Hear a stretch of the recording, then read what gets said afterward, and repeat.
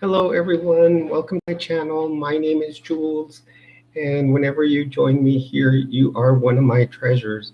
Um, I had Today is usually a day that I do um, what I call Transition Tuesday. I do a video talk about my transition.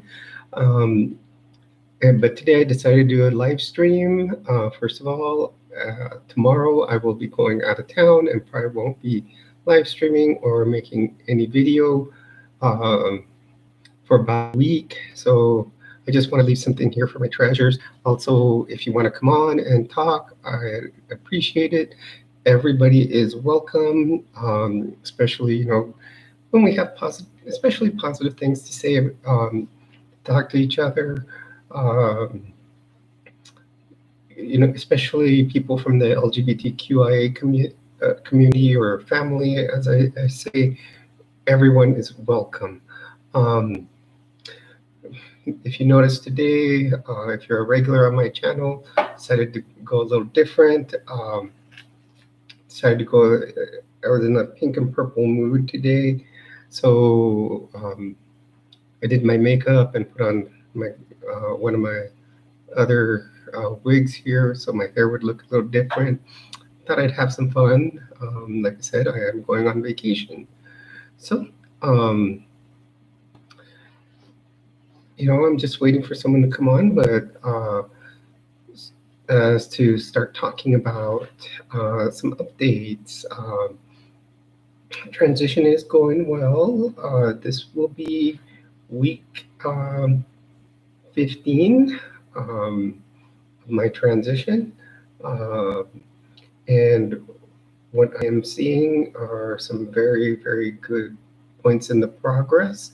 I am seeing lots of growth, a lot of progress in the breast area.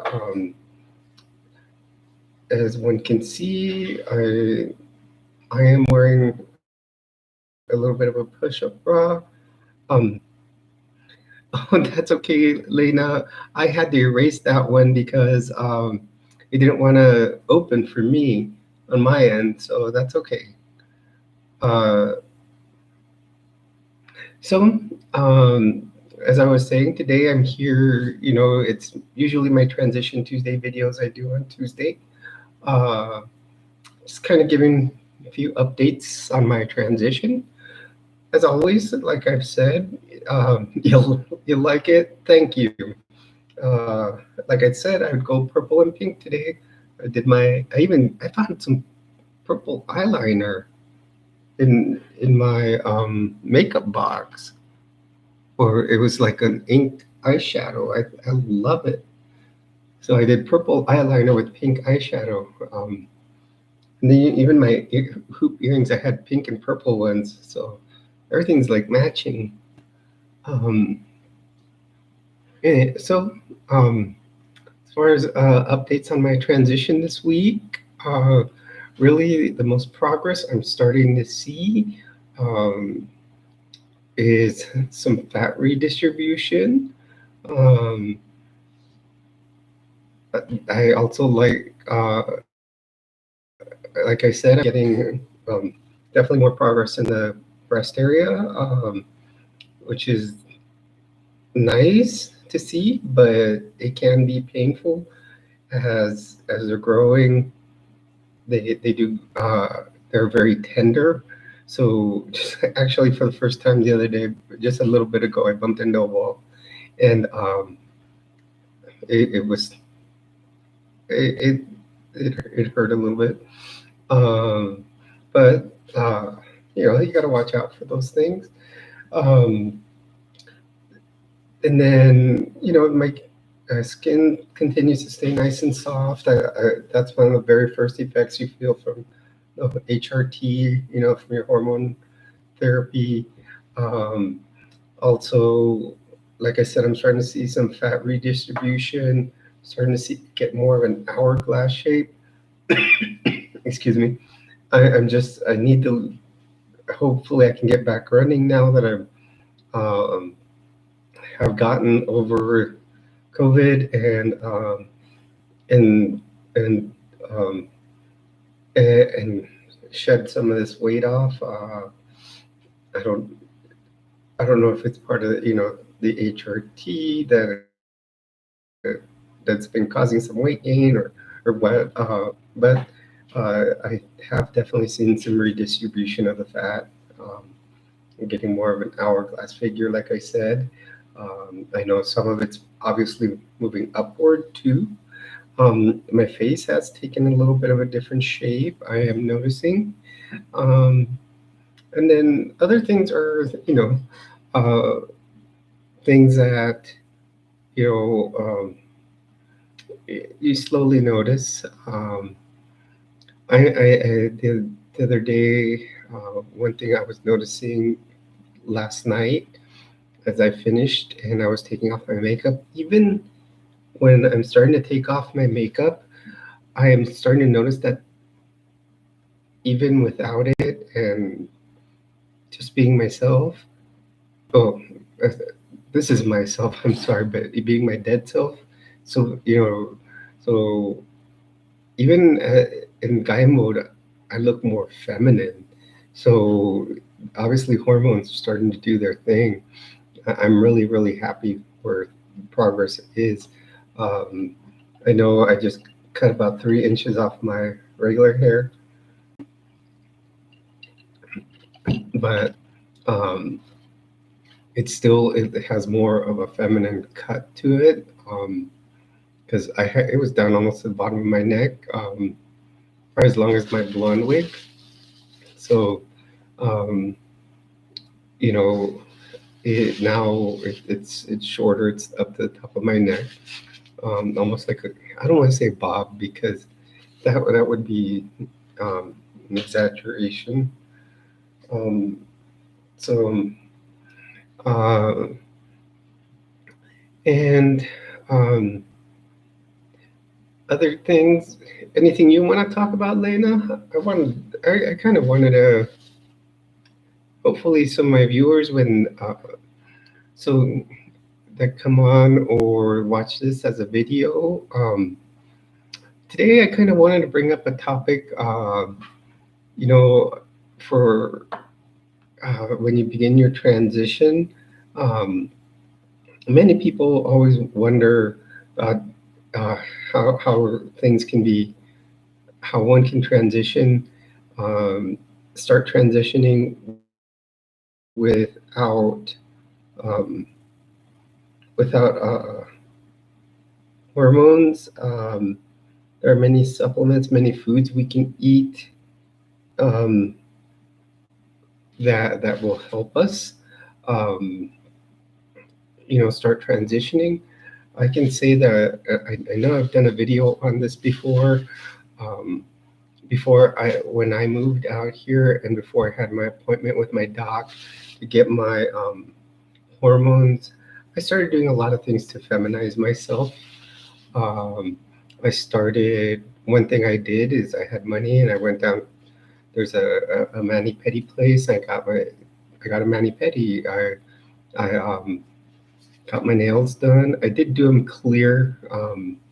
At that time, I was being really self at work. But my toenails, I did them in like a nice teal green. Um, and then you can do stuff like that. You can also start growing out your hair. Many guys, if you're male to female, many guys have long hair, or you can get some type of androgynous short hair look. Get some kind of female look if you're going male to female, or if you're going female to male, you can obviously cut it more to a male style look. Um, and you can start getting some feminine clothes. I know many people that have uh, have said they've worn feminine clothes, but hadn't transitioned yet, and it's worked for them really well. And then eventually they came out at work as a trans woman. So um, so there's many things we can do before we actually start taking hormones. Uh, there are many foods you can eat that will help you start raising your estrogen level. Soy's big. I drink soy milk. Um, so, because, one, it is better for you, but also it does have what they call phytoestrogens, and it's like extra estrogen in there that'll help you transition. Um, yeah, in fact, I was looking to list some of them. There are a lot of things that are like seeds, um, like uh, you know, let's see. Uh, like a lot of the things I was looking in this article that I looked at, it talks about, starting, like I said, hair, doing makeup, so you can start practicing makeup at home. Um, I know I can put foundation on, and it looks like I don't even have it on.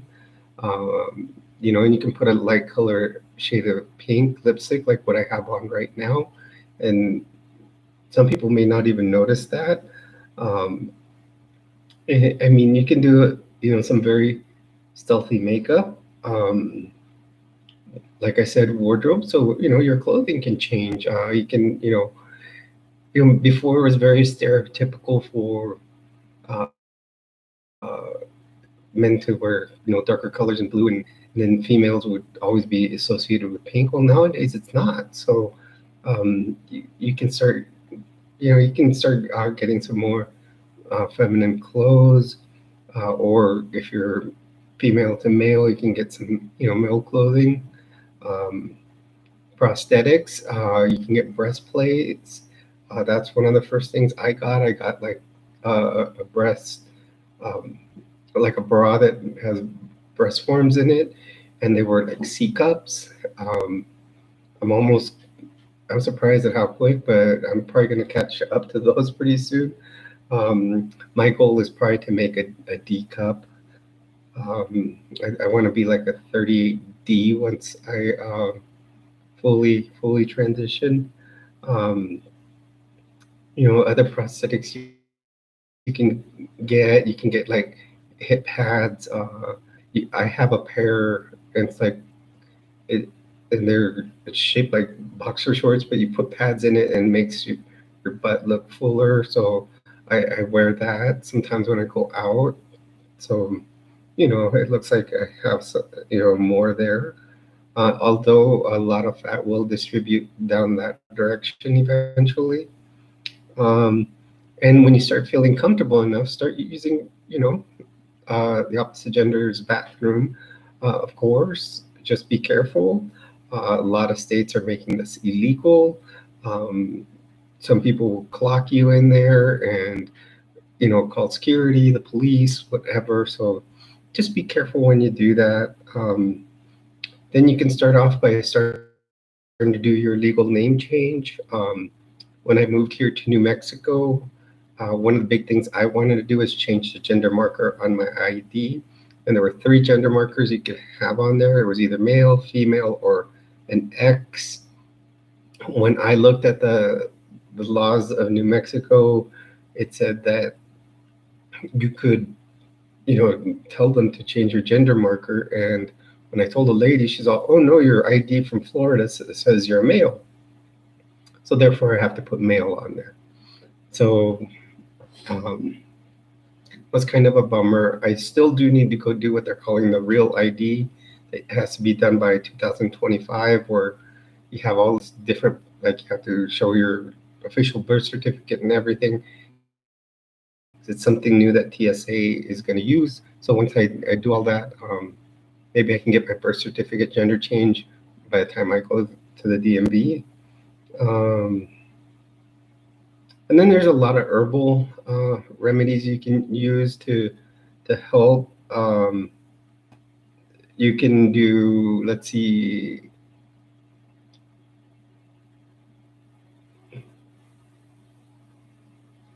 there's like licorice, green tea, spearmint. There's a lot of different things. Like I said, soy is big. Anything that has soy as far as foods, it'll definitely contain estrogen in it. Um, and it does help. It's funny, recently on my old YouTube, or the one I follow as my old self, I still have it up, and there's many like survival channels I used to watch there, and one guy was talking about how plastic bottles, like from like sodas and bottled water, actually contain phytoestrogens. It would soak uh, into the liquid, and you drink it. Which I looked it up, and it actually came up as true. I was amazed at that. So you can drink out of bottled water, plastic water bottles. So some of the foods, like I said, soy-based products and many legumes will contain estrogen. Um, let's see.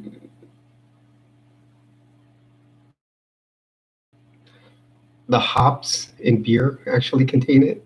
Oh, that's okay, Lena. I'm just, like I said, I'm trying to just kind of do my video, and then we'll get in conversation. Um, like split peas, lima beans, pinto beans, and alfalfa and clover sprouts. Um, Sorry, I'm kind of blind, so when I'm looking here, also lingaris and which is in flax seeds, many whole grains, fruits, vegetables, sesame seeds, and legumes. Seems to be kind of the narrative there. Um, so those are many of the different types of foods or you can eat that will help in supporting your transition. And then slowly start finding yourself. The first thing I suggest before you go and start doing a medical transition is definitely go to a gender therapist. That's what I did first. And after a few sessions, she told me that I should start medically transitioning. I told her I was going to wait till I moved out here to New Mexico. She's all, "Why are you going to wait? Start now." And so I did. And out there in Florida, the main place to go was Planned Parenthood. Um, so I started going there, and it was in the middle of COVID, so I was doing telehealth visits. But they were very good. I liked how they treated me, and they started helping me out. The only thing is they didn't give me one of the testosterone blockers I'm on now, because they said I was already on another one. So, which I'm on both now. So that's pretty much things you can do. Like I said, when I moved to New Mexico, I started showing outward more femininity, and I still kind of do on certain things. What I'll do sometimes, and I know I wore it to work, and someone noticed it. Now I'll put nail polish on, and I'll do clear one, and I got some clear one with like rainbow glitter. So I was just being, hey, what the heck? I'm just gonna wear it. Just one has to be brave, and just kind of start showing yourself little by little, and it's very, very important. And then I started kind of letting just my hair grow, and I had at first when people noticed my hair was growing, because I used to keep it really, really short, I would do undercut, to like down to like a two, and way up here. Then I started letting it grow. I started parting it in the middle. I told people I was going for the John Wick look, and then just let it grow, let it grow, let it grow. My hair grows slow, so I think I let it grow for about 6, 7 months before I had something, quite a length, and I could part it over here to the side, I could put it down the middle, and it would always have a pretty good look. So um, I, and right now, like, I still wear wigs because another thing I started on the Keeps program because I did have male pattern baldness, and my head used to be like that much baldness. Now I'm down to a little spot like about this big. So that's helping. So once everything grows in, it's gonna let it all. That's why I've been letting it grow out. Just let it, kind of grow. So that pretty much how my transition's going. Um, I'm very, very happy. I'm nice. I'm so happy that I can express me as who I really am, uh, and not, you know, the, the person I was. I know, unfortunately, right now, still at work, I have to, I go as what they say, your dead self, because when you get a new name, it's like mine's going to be Jules. There's also my dead name, which is, what I was born with. Well, if anybody has any questions or comments, or we can keep going from here. I've got, the night that I had, I need to, I think my bag's pretty much packed. It's this backpack right over here to go to California this week. So, but then there's some other stuff I'll need to do later on in the night before leaving, because I'm leaving from work to the airport, because the airport's like right next to my job. In fact, I think it's on the same property. It's the VA hospital, the Air Force Base, and then off to another side is what they call the Sunport, which is the Albuquerque airport. So, Lena, how are you doing today? Sorry, I rambled on forever.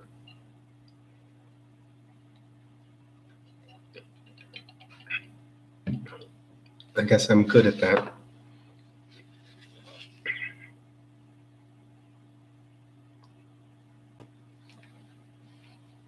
As you can see, I'm drinking another Arnold Palmer today.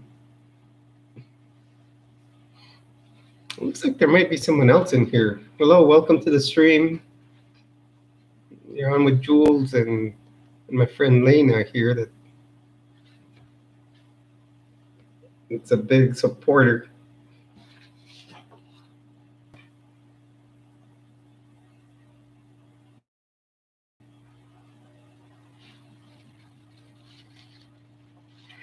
Well, thank you.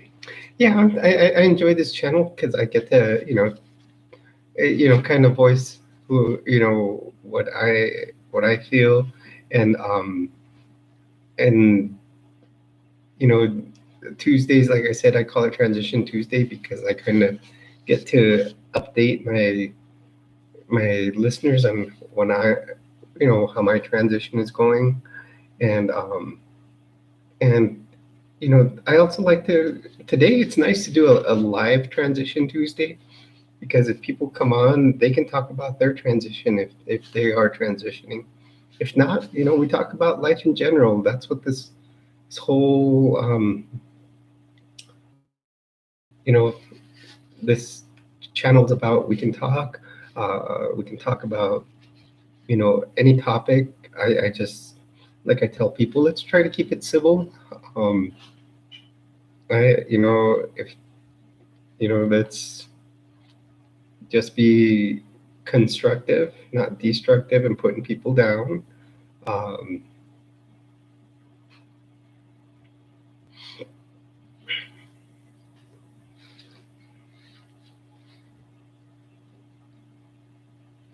Thank you, Lena. I appreciate that comment. Um, I hope people like my channel. I'm pretty new to this. I was looking back, and I think my first, I can look it up.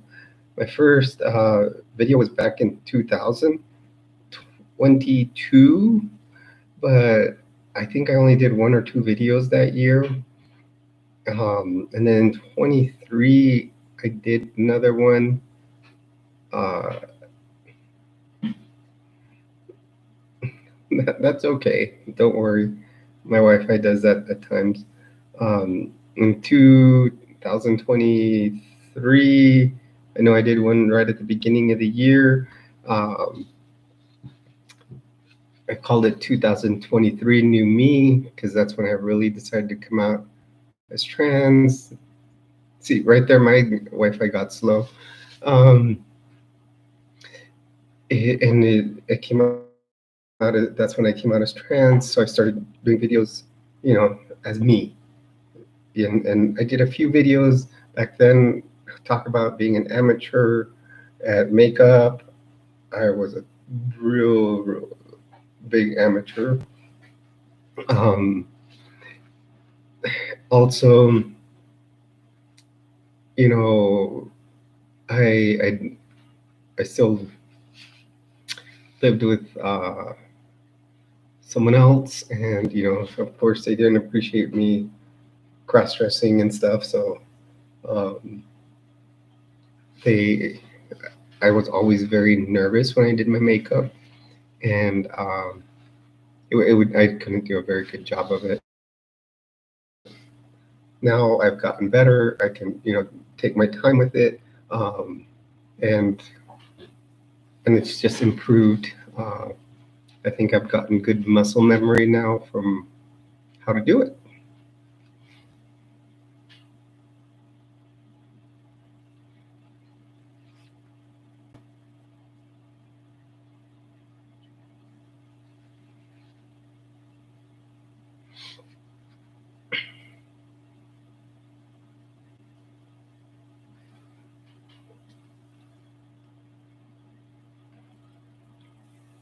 Also, it also took time to get a nice collection of clothing. Now, um,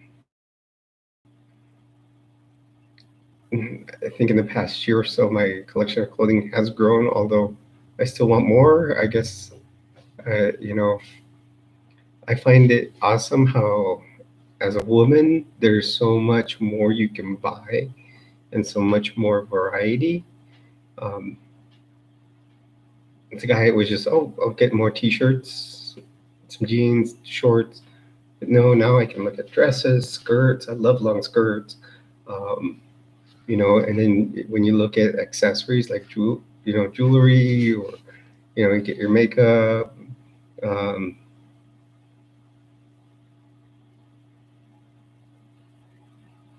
did you see my um, Did you see my video where I cooked potato cheese soup one day?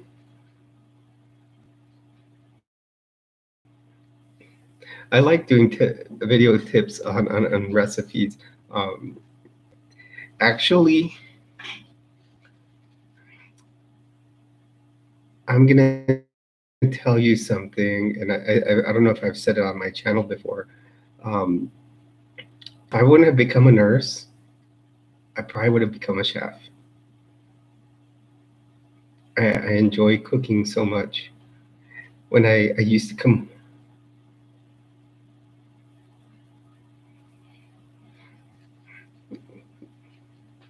cool. I'll appreciate as you watch them. Some of the older videos, I might look a little scary in them because my makeup skills, like I said, were bad. Even when I just moved here to New Mexico, my first ones, I was trying to overline my lips, and they were coming out horrible. I guess I was just trying too hard. And then when I started trying simpler things, it was just that much easier and came out that much nicer. That um, Now I like how I've gotten a good look about certain things. I don't want to put myself on a high horse, but I think I've gotten better. My next one where I'll do a recipe will probably, I'll make my specialty, which is chicken enchiladas. Um, so I'll probably make those. I made them one day. I made a big old platter of them. I sent a picture to my friend out in Florida, and she was like jealous.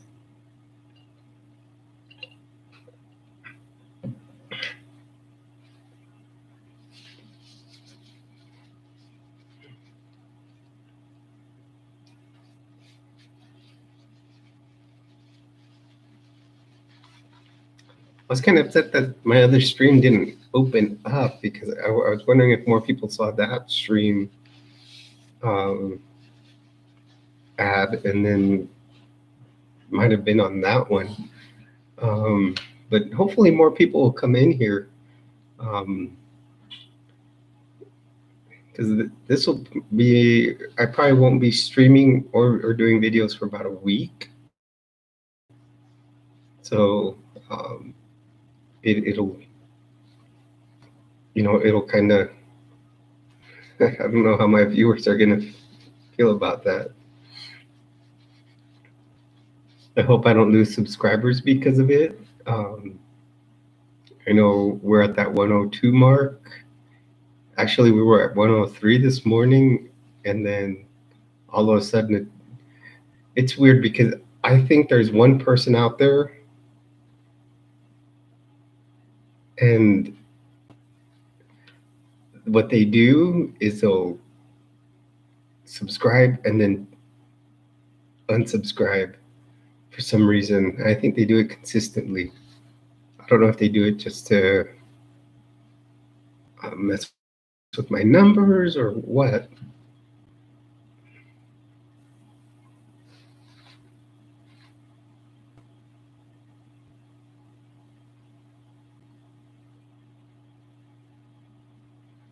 Thank you.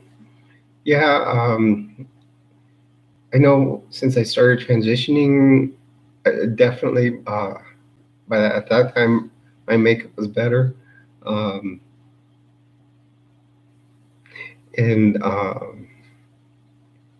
but like at the very, very beginning, like after I moved to New Mexico, I did one video, and if you look at it, I'm in a red latex dress, which I mean, I love that dress, and I have some knee-high boots that go up to it that are latex like the dress, but it was the makeup how I did it. Like my lipstick is horrible on that one. I really tried to overline it with some black liner and tried to really make my lips look bigger, but it's like I would square them off too much at the widow's peak.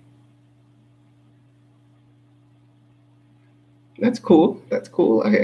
That's fine. It was, that one was right after my cross country trip. I talk about my cross country trip from Florida to here in my little car. It was quite an adventure. My car got a flat on the way here, and of course, it doesn't have spare. I do have a little air compressor in it. So I remember I stopped for one fix-a-flat, put it in, and it just kind of like seeped all over my hands. Luckily, I had mechanics gloves in my glove box. Strange to actually have gloves in your glove box. And so I thought it would seal it up, and then I was driving a little more, and then I felt the tire was low. So I put a little air in it, and then I was on a dark road in Texas, and it would keep going through all these little towns. And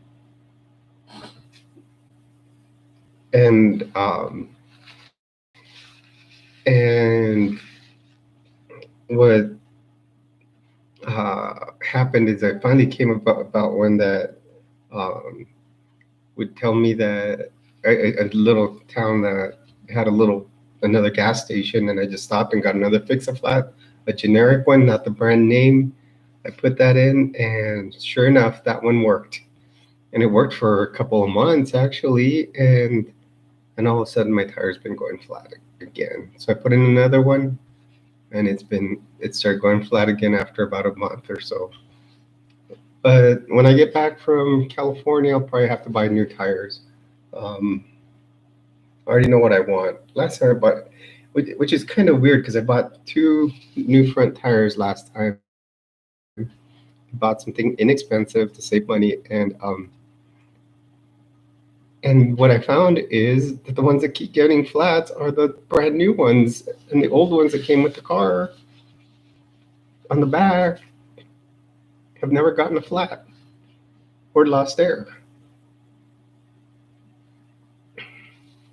So next time I'm just gonna get 4 brand new, and I'm gonna get BF Goodrich because that's the brand I've always liked.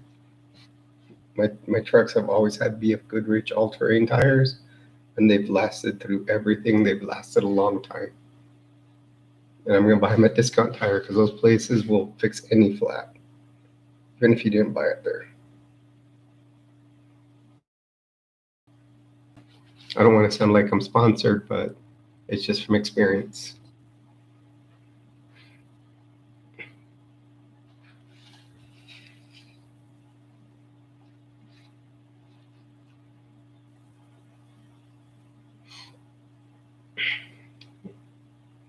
Is it just me and you in here, or is there a third person?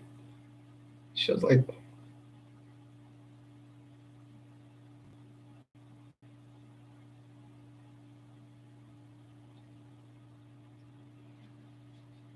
it's,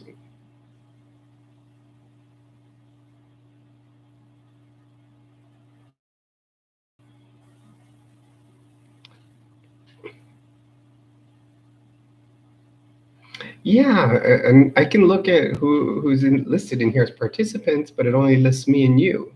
But I don't know why it would list me because I'm the one that started the stream.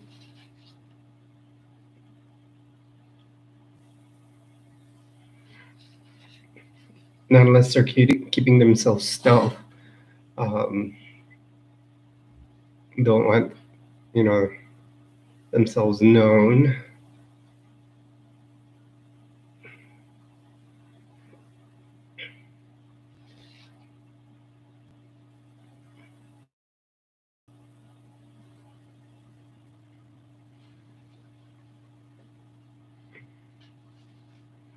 So how was your day today, Mystic Mama?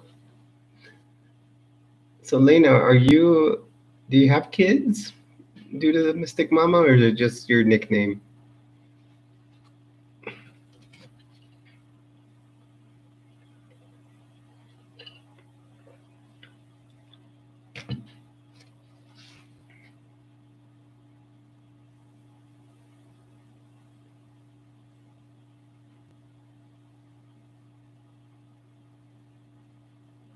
Yeah, I have an older daughter. She's 23.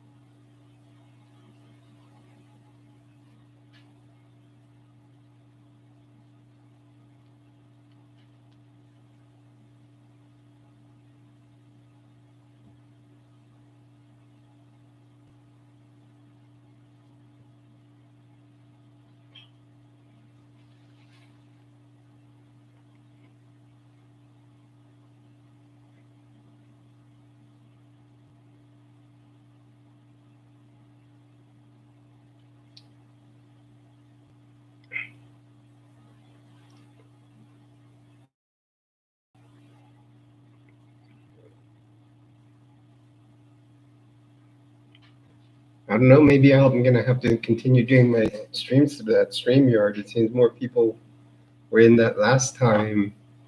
Although many people from that video asked to come for me to do one over here. Oh, I understand.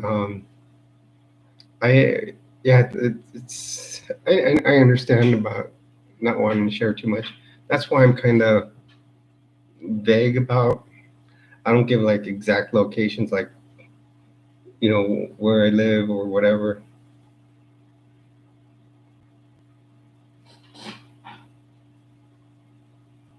Oh no, I understand.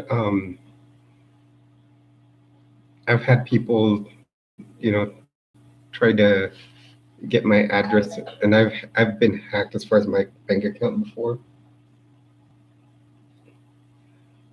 due to the internet. Um,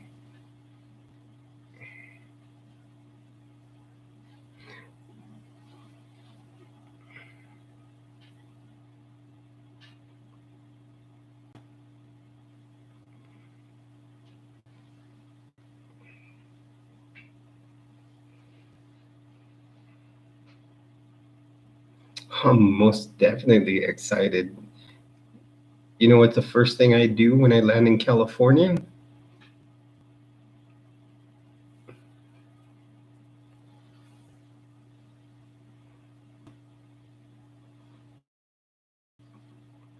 Have you ever had an In-N-Out burger?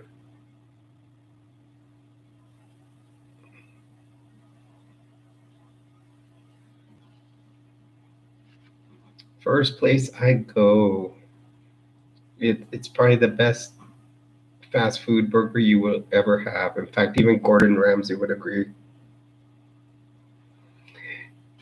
The cool thing about In-N-Out is their menu is so simple. You know, you go now to McDonald's and there's like a big old board, you know, that's like 90 miles long as a menu. Um, at In-N-Out, their menu is probably about this big. It just says hamburger, cheeseburger, double double, which a double double is just it has two patties and two slices of cheese. And then it has french fries, soft drinks, and milkshakes. Boom. Plain and simple menu. Now, if you grew up in California, you would know that there is a little bit of a secret menu. They call it now the not so secret menu. And I always order off the not so secret menu. Since, you know, at times I go 2 years without In-N-Out, uh, I'll order what they call a 4x4. You can order up to a 4x4. And what a 4x4 is a hamburger or a cheeseburger with four patties and four slices of cheese, plus, if you like, you know, all your lettuce, tomato, pickles, onions, all that. Um, I order mine nice and plain. I like my burgers plain. And yeah, so I'll order a 4x4 plain. I'll order cheese fries. And the way they make their cheese fries is just the french fries in a little uh, carton. And then they'll put a slice of cheese on top of them to melt. And then I will order a Neapolitan shake. So their shakes, you know, they make vanilla, strawberry, and chocolate, but they'll actually mix you a Neapolitan one. So they're very good about making things to order, and there's plenty of things you can get. Your burger, what they call animal style, which means no bun, but wrapped in a leaf of a lettuce. There's many different things. If you know, if you ever go to an In-N-Out, you can always look it up online. People, you know, share the not so secret menu, or you can just look it up on their website and it'll say it there. So I always look forward to it. That's the first thing I have to land and go get. I even told my daughter I was going, and that's the first thing she told me. She's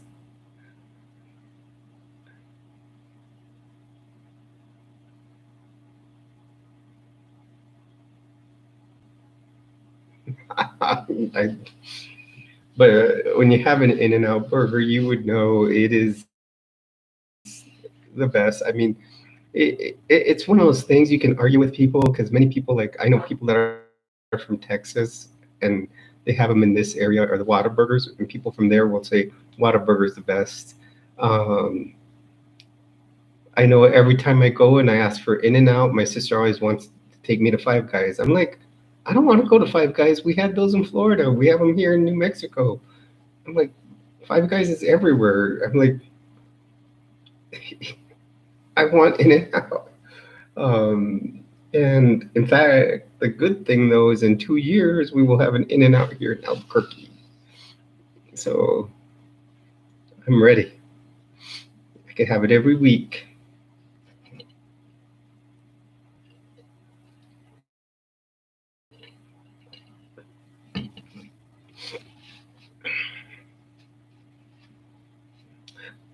One of the funny stories I remember as a kid, I used to always see these stickers on bumper stickers on cars, and they were from In-N-Out Burger, but people would cut off the B and the R from burger, and then they would put them on their cars. if you can put that together in your mind, just I'm sure you'll get a good laugh.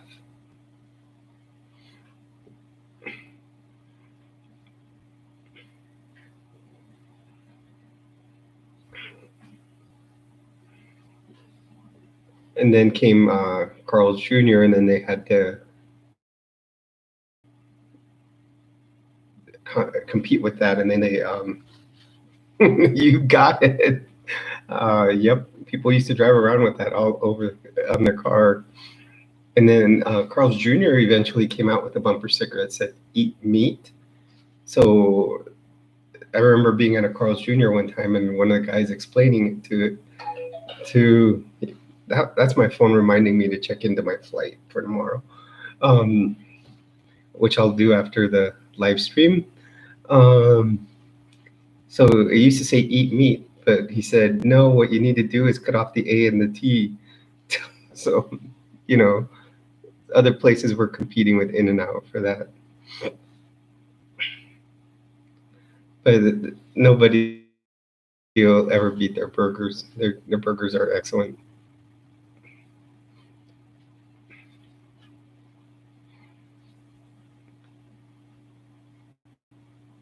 And then there's always a little Mexican place, like one or two different little Mexican places I have to go. Well, of course, there's Mom's house. That's all Mexican food. And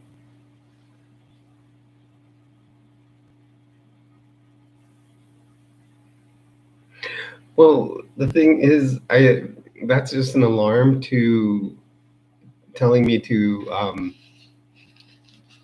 check into my flight right now. Tomorrow, I'm going to work, and I work from 7:30 to 4. At 4 o'clock, when I leave work, I'm going straight to the airport, and my flight's at 7 p.m. And I'll just leave my car there at the airport. I'll check in, in some secure parking.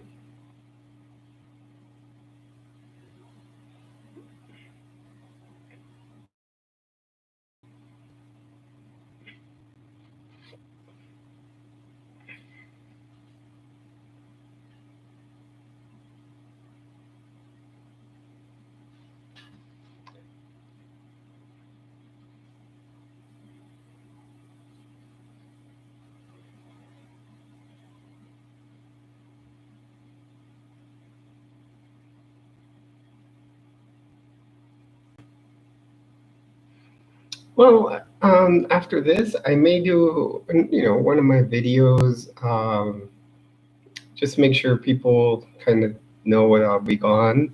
Uh, well, and then I want to post. I'll link the video about, the drawing to that. Because right now your odds are actually pretty good. So, you know what I mean? But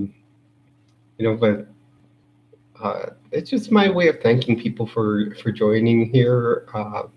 I, you know, I'm big on making sure people, like I said, I like having people prepared for things, and just having a little first aid kit like this is great. You have kids, you said, you can carry it with you in the car. And then, like I said, the canteen's extra. I had bought it for myself, but didn't match my backpack. I got another one that matches my backpack now. I think when I hit 255 subscribers, which is 51 times 5, I may do a backpack with a first aid kit with a canteen. And then once we hit 500, I don't know, we'll have to see when we get there. And then it'll just be every once in a while. I think it's just, every like so often I'll do a little giveaway.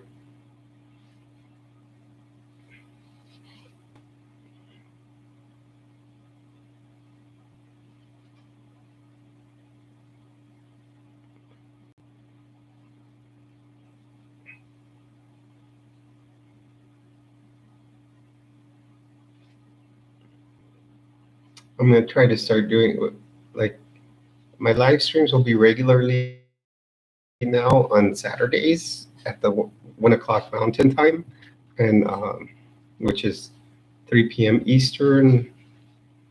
I think.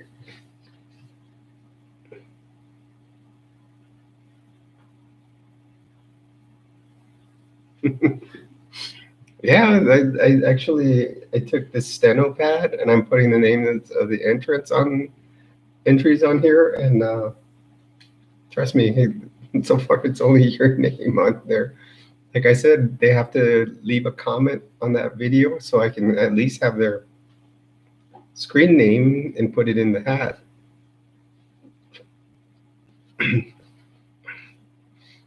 And I'll do it. I can do it on a live stream. I can do it in a video. I'll shake the hat and then pull a name out of it. But like I said, waiting for people to enter. But they have till the 19th. That's the date I gave, was Juneteenth, because I'll be back on the 18th.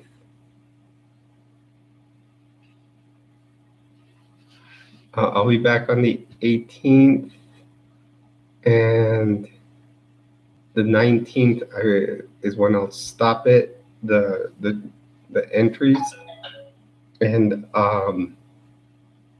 then probably do a giveaway probably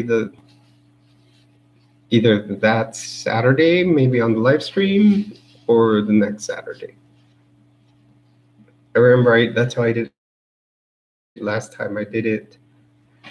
Entries ended 1 week, and then a week later I did the drawing. And when I did it, actually, the person never claimed it. So I still have their stuff here.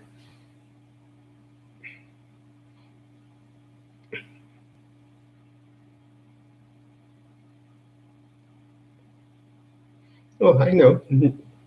Actually, after a bit, if they don't claim it, I think I'll use it for the next drawing.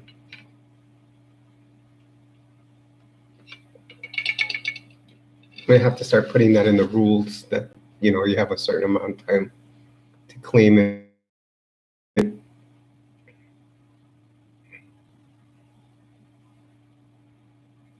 Yeah. I mean, it's been over a month, if not a month and a half. So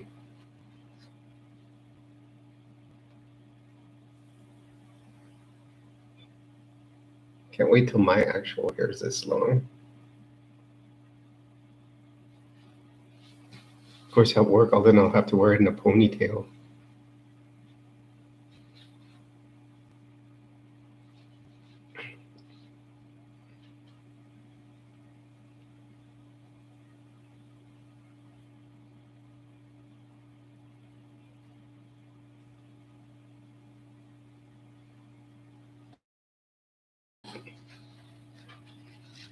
I'm also trying to figure out what color I would go. I'm naturally brown, have brown hair.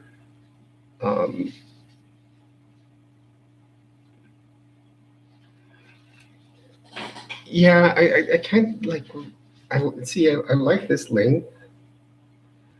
I don't know, I may do it shorter around there, try to grow that long, or shoulder length.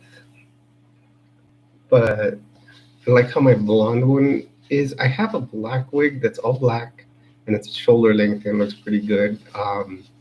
So that's my big thing, is what color I'm gonna end up doing in the end, or use more. Lately, I've been doing the blonde because I like how it looks, but sometimes I like doing these little wild colors. I have one that's completely purple. I have one that is auburn, but it has the ombre look, so it's black till about here, then it comes down auburn, and that's not what I had ordered. So I don't know. I'm trying to figure out hair color what I would do. I did buy some hair dye in blonde, but I think I have to start going lighter and lighter slowly.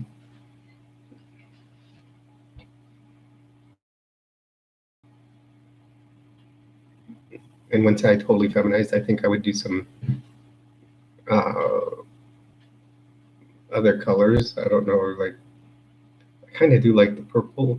Actually, I wouldn't mind doing like a black with just how this is right here, but in gray. Actually, I think that would look cool. I don't know if you've ever watched X-Men and Rogue, how she had that gray streak there.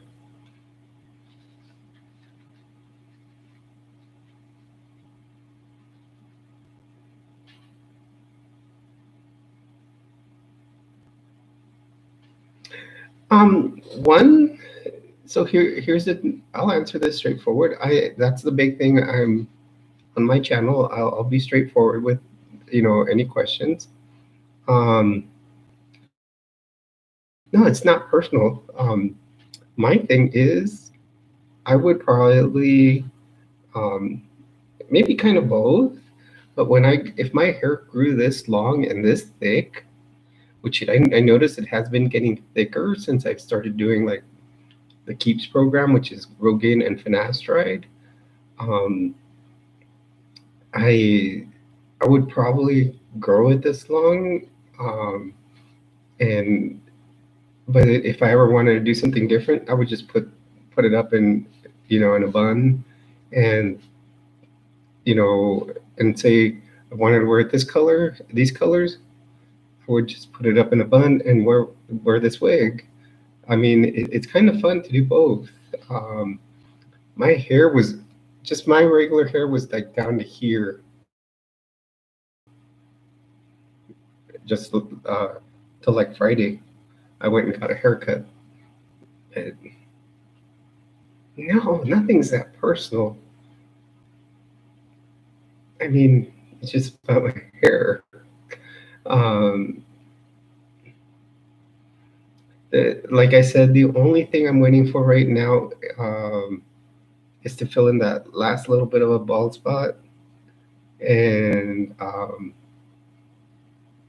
and for more of the bangs. The bangs are actually even starting to grow out.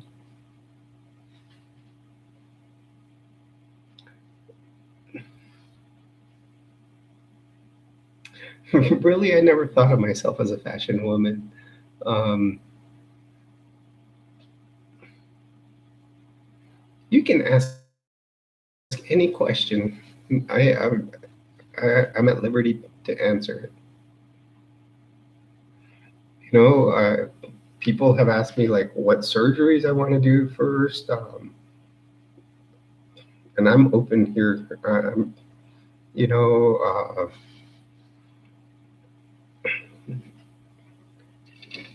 so there's multiple surgeries you go through when you do transition.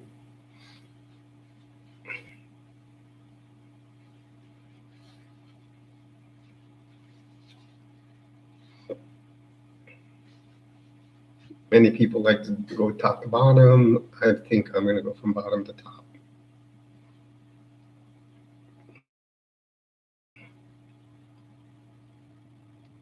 And I need to start with some hair removal too.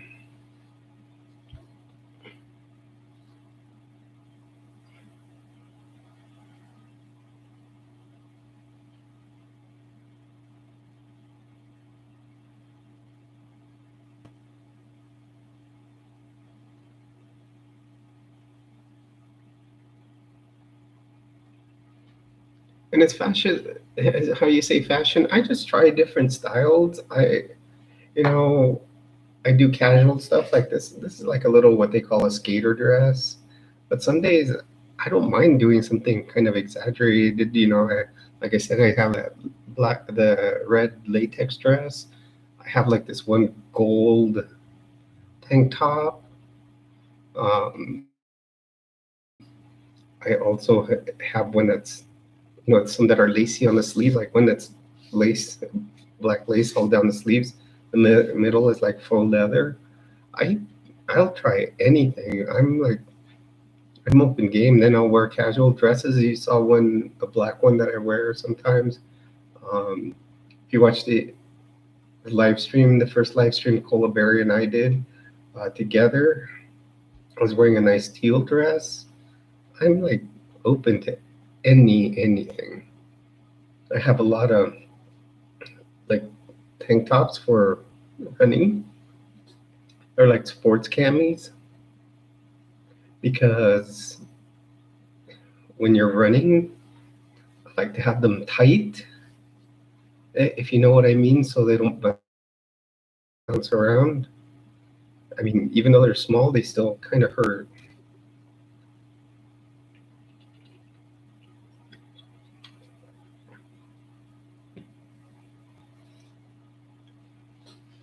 Yes. So one of the big things I started doing when I started transitioning when I came out here, right when I moved out here, the union at work, we have a union, like a labor union. They gave if you joined, which I was already a member of it in Florida, but they canceled my membership and then I came out to the one out here. And I joined again. They gave you like a $60 gift card and you could use it for anything because it was a Visa one. And I ordered, one of the big things I ordered was I went on Amazon and used it on there. And I ordered a piercing gun. I pierced my own ears. Would you believe that? So I pierced them once. And then as they heal, so you can see that I have two hoops. And so the larger hoop was the first piercing, the purple one. And then once those healed and it was easy to switch them in and out, easy, then I did the second piercing myself. Also, now on this side, no, it was this side. The second piercing still hurts a tiny bit. I think it's still healing. And but I did go a little high. I think I hit some cartilage, but it wasn't bad. The first time though doing it, I was so nervous. I remember I was like sitting in the bathroom, my hands were shaking. I mean, I can do an IV on a person and put it in there, no problem, from across the room. But now this time I was piercing my own ears. I remember I was soaking in sweat, so like I dabbed it with alcohol. I even put the piercer earring in there, and I was nervous. I was like, how do I know I'm getting it in the right spot? I had even marked my ears like they told me, like it said, but you can't get it right right on that red dot unless someone else is doing it. And boom, lo and behold, I just went and pulled the trigger. Not a bit of pain. Didn't hurt at all. So I went and did the other side. This one is up. I think they're off by a millimeter. Now the second ones came out even, but I do want a third piercing on each of my ears, and that'll be my tragus. But of course, that one I can't do myself. You have to go to a professional piercer because that's cartilage, and that's this little flap right here in your ear. I don't know if I would get any other piercings besides those three. And then this arm that already has my tattoos, this is gonna become a full sleeve in time. I have one more, and let's see if I can get it to show. You might recognize this. Most people would. Should be this shoulder.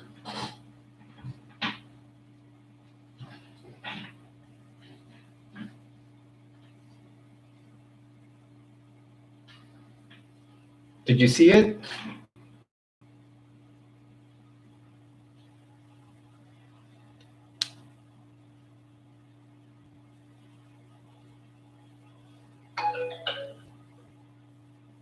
Were you able to see that, or was my hair in the way? Okay, let me try again.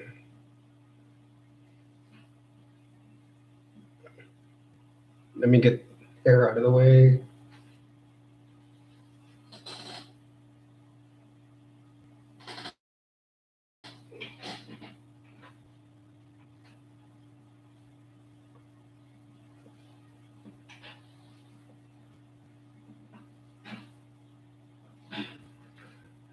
How about that?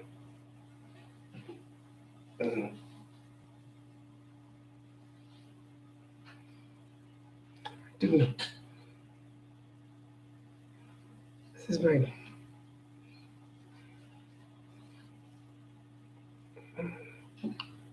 Hold on, I'm trying to think if am I showing the right one.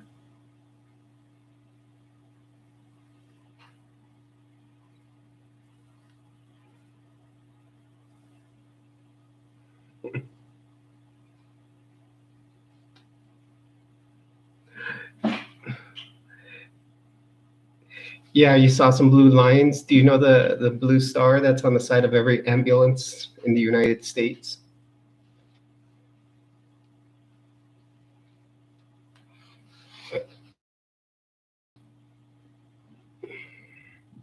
I have that on my left shoulder blade.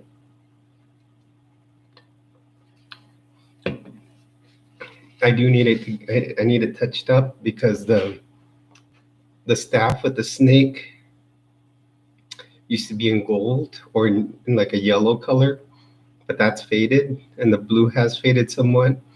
And then there's a like an outline in black, and then in between the black and the blue there was a white outline, so that's faded too. Oh, it looks like we got a third person in here. Welcome to the stream.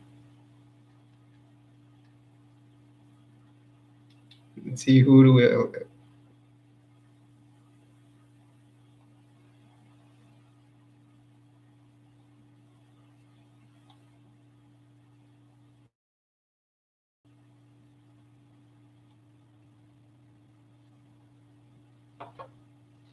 Yeah, it was because, you know, I was a road medic for a long time, and I loved that job. It was an excellent job, and it was one of those that you wake up before your alarm clock.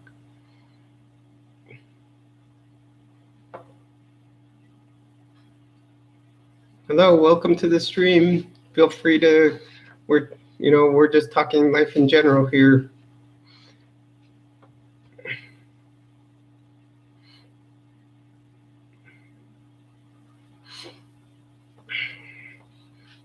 Earlier I gave an update on my transition, and right now we are just talking, which we'll probably do for another, probably about 50 minutes. So feel free to come in and talk with us.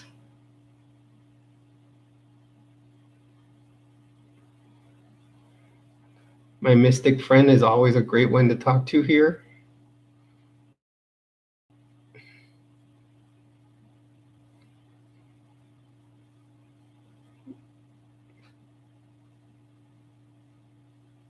I think we scared him off.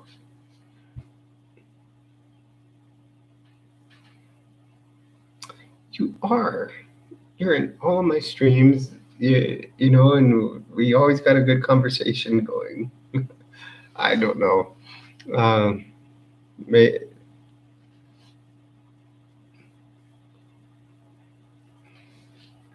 Maybe some people, what they do is like how you said you were having trouble with your Wi-Fi, so then it'll throw them off of the stream and then throw them back on. So like they go in and out. Stage fright. People, get over it. Look at you. You are afraid to, like, I got you talking.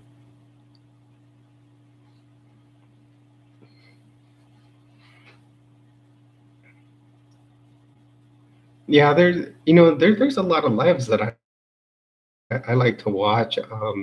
Well, I follow when I can. I'll definitely go on. Have you been on Colaberry's live streams? She's a. We did a live stream together. Uh, like that was one of my first ones where we were on for a while. So she's located in the UK, and we were like kind of sharing about our transitions. And then there's some other people I like to watch their streams. Uh, Also, there's a lot of channels that I like to watch.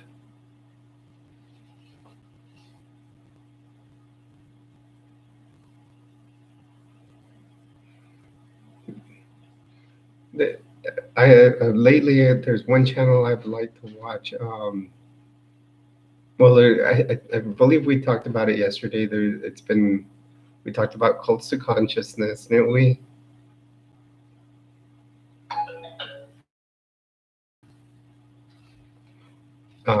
And I was just watching the other gentleman, um, John DeLynn, just right before I came on.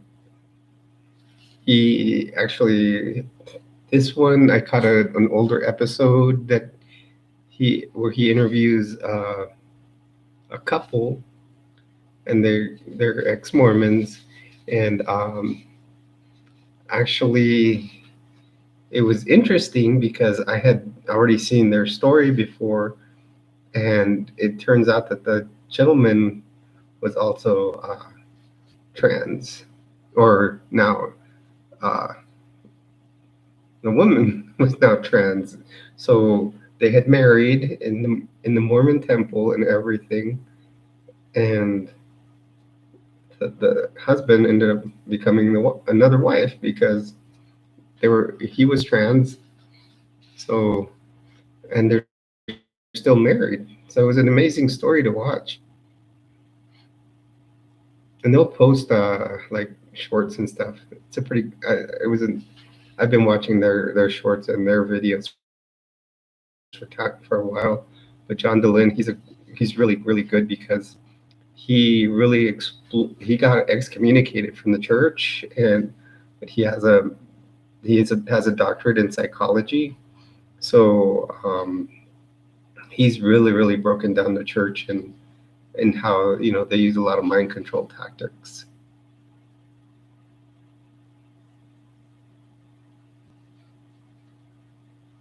Yes, they were.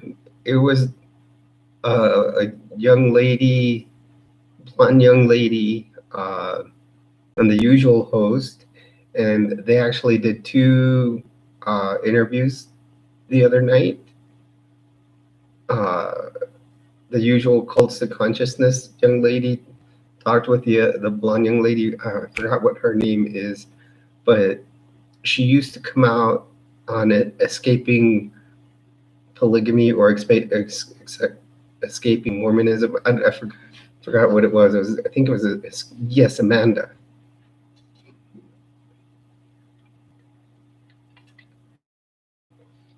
I've watched their two previous interviews, which were very interesting. Yes, Amanda Ray. I won't forget her face though. But I used to watch the show. I remember. Oh, I don't follow Amanda Ray. I should probably follow her channel, subscribe to hers. But I used to watch the show, the Escaping Polygamy or whatever it was called. It was really good. When I was really into when I was following the Mormon Church, I did a lot of study into the history of it, and I found a lot of negative things about it.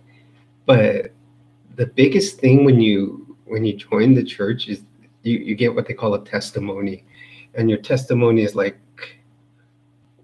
how you witness it and how you feel it's true. And one of the biggest things I used to always say that all these things that I found on the internet were put in front of me just to confirm that people were trying to denounce it, and but it would only make me more of a believer. And now I look at it, I look back on it, and a lot of this stuff is fact. And you know, it was. I remember like asking my friends about some of it. They didn't know about it, or they would just kind of say yes, and then boom, drop the subject. Uh, um, and yeah, there's a lot of things that come up in those that are totally true. I remember talking to a friend of mine, and or he even brought it up in church that mainstream Mormonism still believes in a type of polygamy, but more in the afterlife. So, for example, a man marries a woman in the temple, and because temple marriage is like what the ultimate thing to them, and then she were to pass away, he could marry another wife in the temple. But if it were a woman, they couldn't. So that means he would have two wives in heaven. So, you know, it basically, you could practice polygamy in the afterlife, but not here, because it wasn't law. The law here didn't allow. Man's law didn't allow. So it's crazy. They did. Some people would actually admit to that. Um, Another thing I remember asking a friend of mine, a different friend of mine from the hospital I used to work at, brought up. We're talking about why the church was at one point was very discriminatory towards blacks, and how it had to do with the curse of Cain. I went to my friend that was really devout in the church, and I asked him, "Does church really believe in the curse of Cain, and that's why blacks can?" And he just said yes, and that was it. Just cut off right there. So now that I look back upon it, and there's one book and I have it downloaded. It's called the CES letter. I guess it's a document someone wrote denouncing the church and everything that's wrong with it. I haven't read it, but a lot of the things I hear that it says, and that people uh, say that are in many of these parts of history within the church, they're true. And there's so many things that they hide. One of the things that I've noticed, many of these people that are have these channels have not brought up, and or maybe I haven't found the episodes. There was one guy that did several bombings in Utah, and he was an expert in forgery, and I guess he developed a letter saying that uh, that I think Joseph Smith or Brigham Young, one of the prophets of the church, had written it, where it stated that the whole history of the church was different than what people were taught. That actually, when Joseph Smith went out and found the plates, he was bitten by a white salamander 3 times, which gave him the vision of the angel. And it's called the White Salamander Story, and everything about the history of the bombings that they call them the White Salamander bombings. It's an interesting story to follow. I remember actually that's how I ended up in New Mexico, because I came to special class in responding to terrorist bombings, and they actually brought up that story there, and I kind of already knew about it, but one of my teachers brought it up, and we talked about it for a little bit.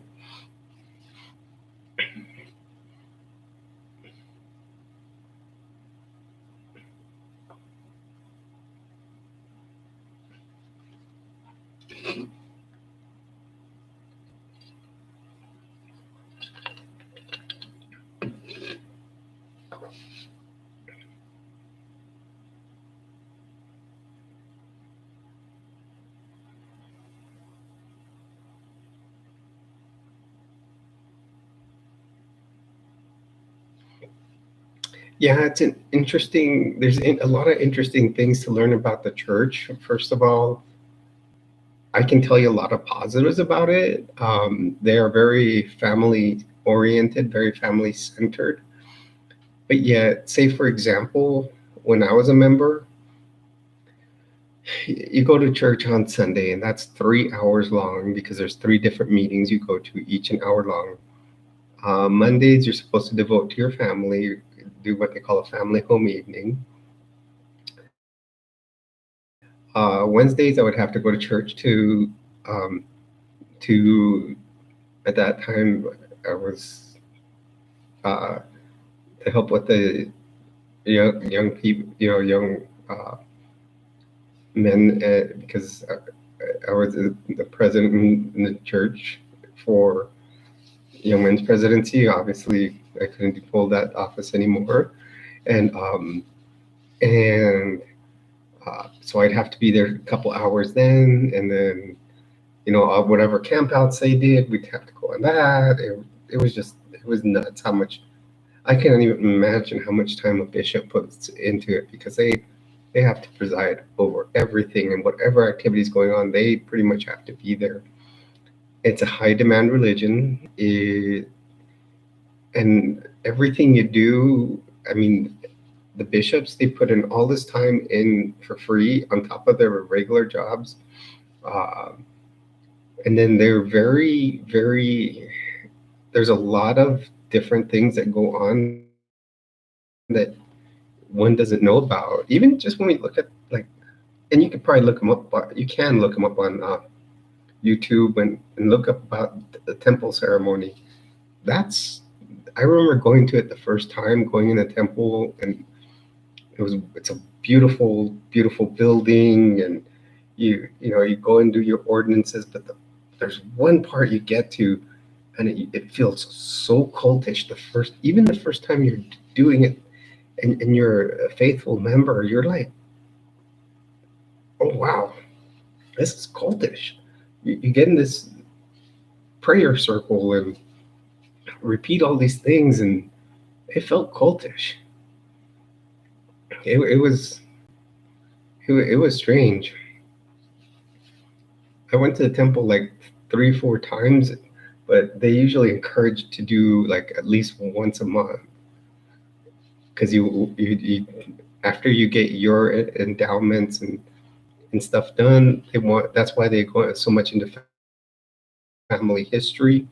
They want you to do it for your family and ancestors that have passed. So eventually, everybody, if you have family that becomes a Mormon, that if you have kids that do, they can get baptized for you, and they can do your symbolic ceremonies for you. Yes, you can look it up.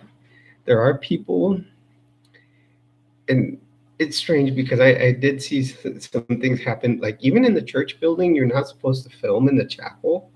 I had a friend one time try to film in the chapel, and her camera broke down, and that's because she wanted to film her kids in the primary singing. But that's one of those strange stories to tell. So now, what happens in the temple is very, very sacred to the Mormon religion, but you could say, see, they say, a lot of people will say it's secret. I would keep it more that it's secret, and it's for a lot of reasons, because a lot of it can be very, very creepy when you go in for the first time, and they kind of keep that secret from you. They kind of tell you the basics of what's going to happen when you go in, but oh boy, once you go the first time, you're like, some of it it's almost scary the first time. I remember it's all about the progression of life, and you can look it up. Some people get into real detailed. Some people have been able to sneak in their smartphones and film stuff going on in the temple. I don't know if they've gotten to the prayer circles. I haven't seen any footage of that, but there might be. You can look it up. Um, it they'll for I know I've seen filming in what they call the celestial room. So after you do all your what they call like the initial, they call it initiatory, and they cleanse you, and then you do this whole thing about how life started in the Garden of Eden and all this stuff, and you have to cross this veil. So it's pretending like you're going back to heaven, to live with God or Heavenly Father, as they call him. And so you cross the veil and you cross into this room that's called the celestial room, representing the celestial kingdom, which is one of the highest level of heaven that they consider. And they it's a beautiful room. Some of these chandeliers are all gold with white furniture. I mean, and um, and you have to wear special clothing. So uh, and when you go in there, I've seen film of people in the celestial room. I've made a lot of filming in the celestial room, but it's it's a whole different encounter in there.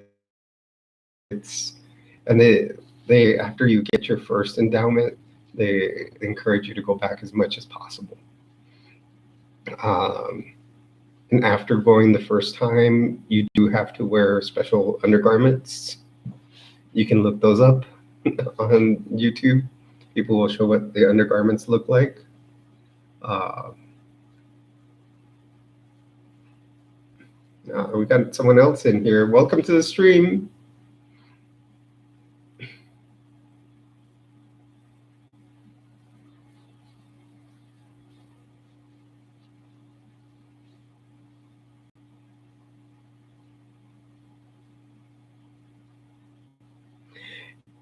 Yeah, it's amazing. Like for example, after you go the first time, like I said, you have to wear special undergarments. They they make you. Uh, yeah, they can be. I'm sure someone's coming in here and they're confused about our conversation. But they'll tell like for guys, the undergarments are just it's almost like a pair of boxer briefs and a t-shirt, but they have special symbols on them.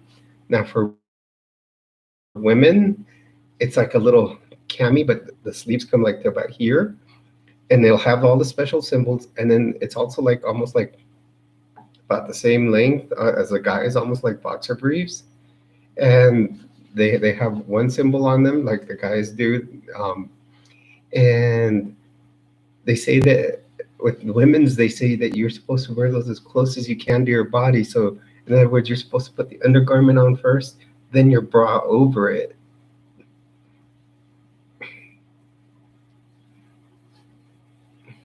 I remember when I worked in the ER, I had a patient come in, and she was a member of the church, and she was like deadly afraid what to do with them when they had to, because she was like really injured, and they had to start cutting them off of her, and like she was afraid of what they were going to have to do with them, because you actually have to dispose of them in a certain way.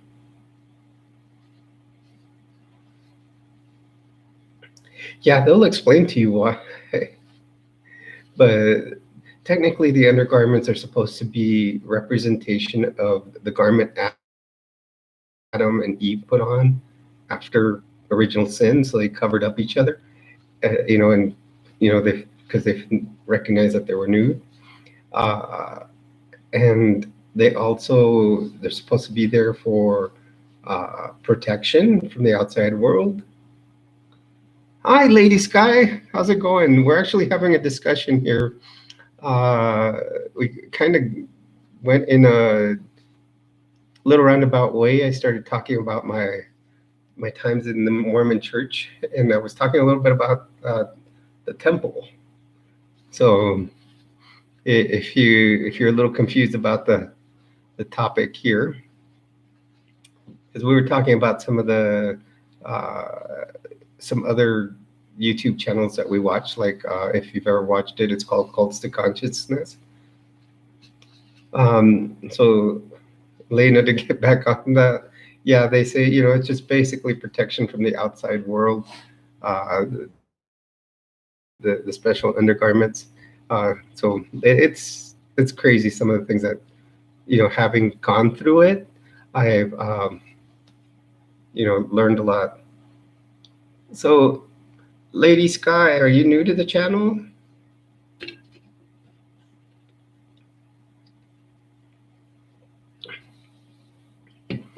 Yeah, I started talking usually on my channel. Okay, so just so you know a little bit about me, my name is Jules.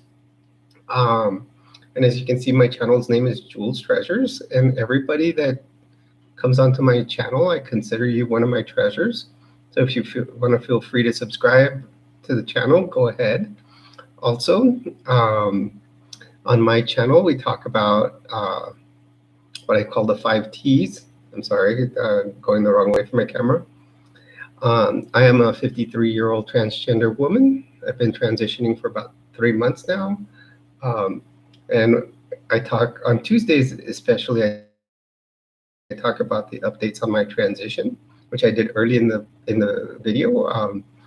And Lena here is one of my regular subscribers. And so the 5 T's I talk about transition because I am a transgender woman. So I talk about how I'm, progressing through transition. I talk about triathlon because I am a triathlete. I talk about training. So I may talk about my triathlon training or any other types of little teaching that I like to do. Sometimes survival training.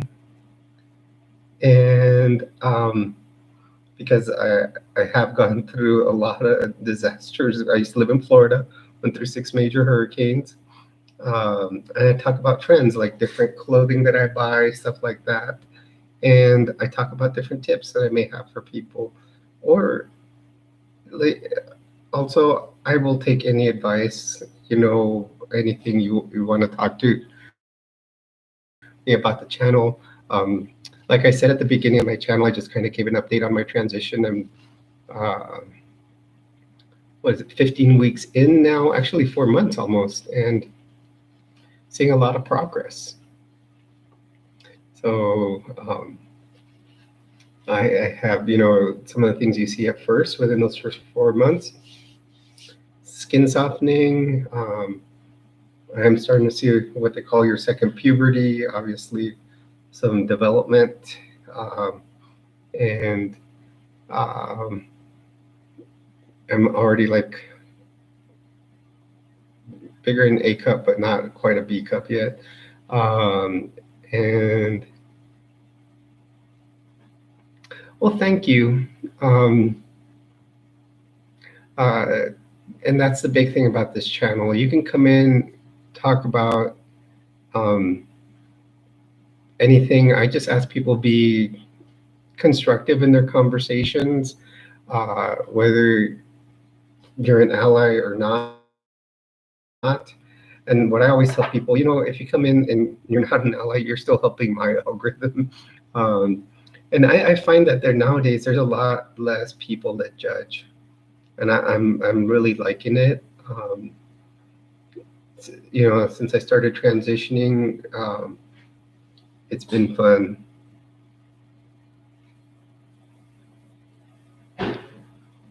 Yes, Lady Sky, that is very, very true. Your happiness matters a lot. Looks like we got another person in the channel. It looks like there's 3. Welcome to the stream. Welcome to the stream with Jules.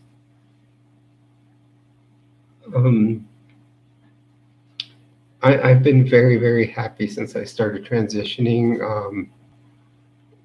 I've grown a lot. I feel happier as my true self.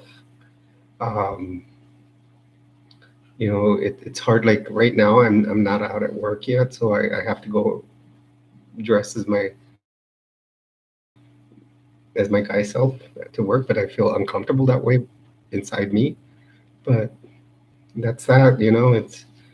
It like I said, it's only been 3 months, so it takes time to come out.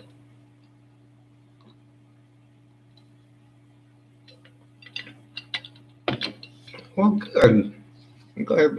I'm glad to hear that. But I'm glad to have you in here. I'm glad that you've joined the conversation.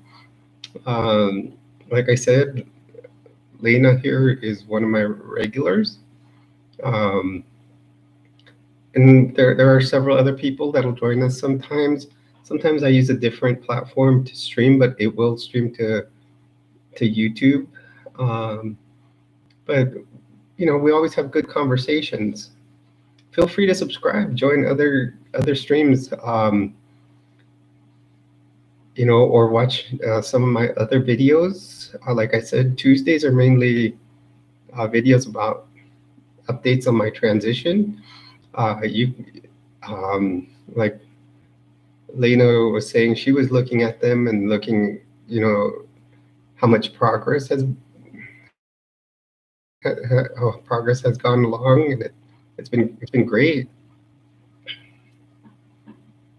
Um, I think many people can, grow from having friends that are, or being an ally, um, you know, or the ones that have, that feel different inside, and it helps out. Thank you, Lady Sky. Did you feel free to subscribe to the channel? When we, in fact, like one of the big things here, my channel's pretty new. I actually started it about 2 years ago. Um at that time, I mainly started off like wanting to. Me, I was born in California, and then I was living in Florida, and then I moved, and now I'm in New Mexico.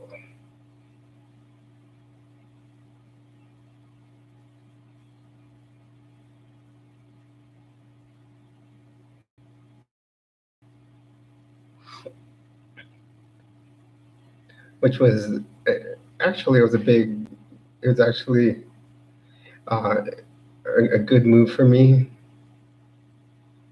Oh, really? I have a friend, and she lives in Tennessee right now. In fact, tomorrow I'm flying to California, and she's meeting me there in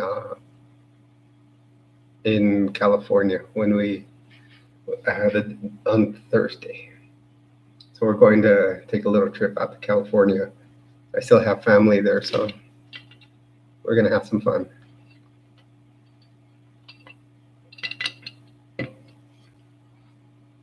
Lena, are you still here? You got quiet all of a sudden.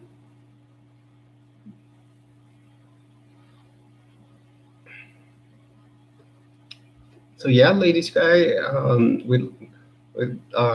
love to have you as a subscriber in my channel. There's plenty. I do lots of different topics. Um, Usually I do a live stream every Saturday. Now this week I've been doing live streams almost every day due to the fact that I'll be gone for about a week. So I wanted to make sure my subscribers, had plenty of time to talk. Um, oh, okay. That's fine, Dana. So I've, been, giving my subscribers plenty of time so we can all talk and catch up. And I'm gonna be, like I said, gone for about a week. I'll probably be back on the 19th, which is Juneteenth. I come back on the 18th. And we'll see how it goes. Oh, you're being fine. You're not rude, Lena. You're.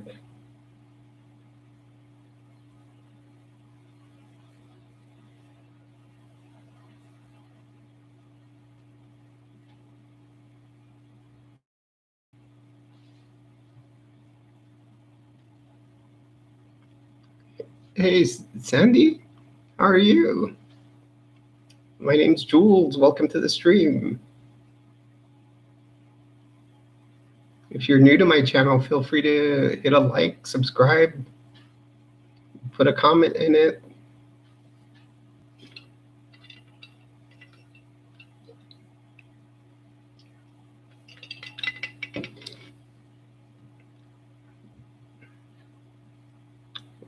We're getting a lot of people in here.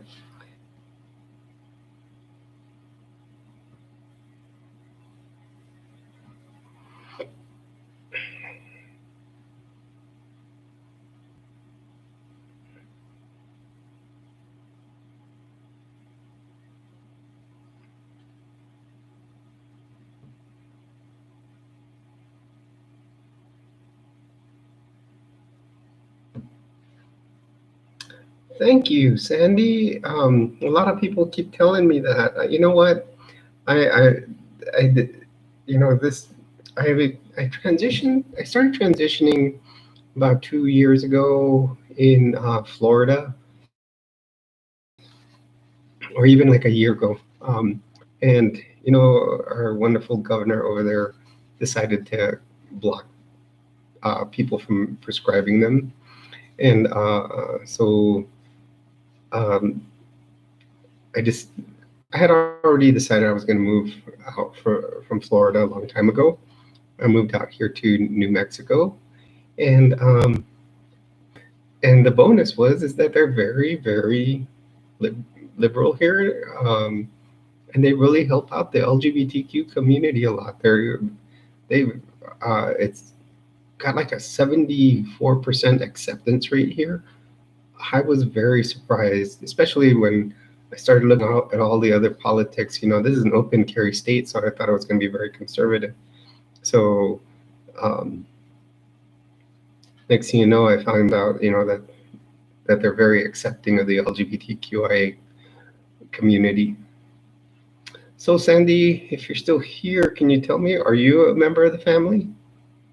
Meaning the LGBTQIA?